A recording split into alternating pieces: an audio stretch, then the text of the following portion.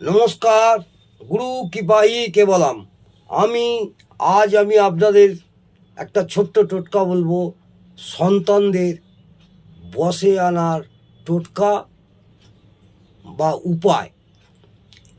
যেসব সন্তানরা বাবা মায়ের কথা শুনছে না, অবাধ্য, পড়াশোনায় মন বসছে না, এটা ওটা ছুঁড়ে ছাড়ে ফেলে দিচ্ছে, ভাঙচুর করছে, সেই সব অবাধ্য সন্তানদের উদ্দেশ্যে এই ছোট টোটকাটি বলছি, মন দিয়ে শুনুন।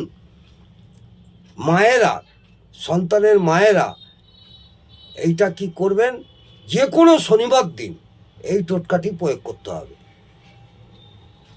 7খানা শুকনো লঙ্কা নেবেন।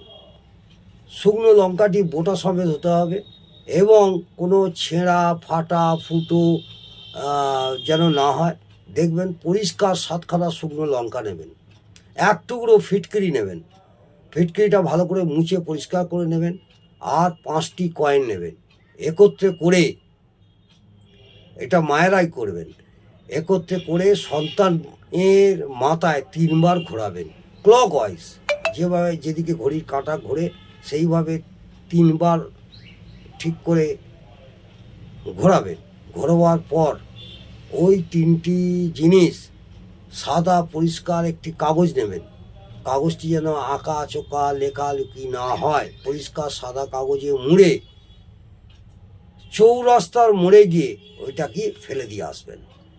এইভাবে আপনারা যদি 21টা সপ্তাহে 21টা শনিবার করতে পারেন, আশা করব আপনার সন্তান 80 থেকে 90% বসে আসবে এবং লেখাপড়ায় মন বসবে।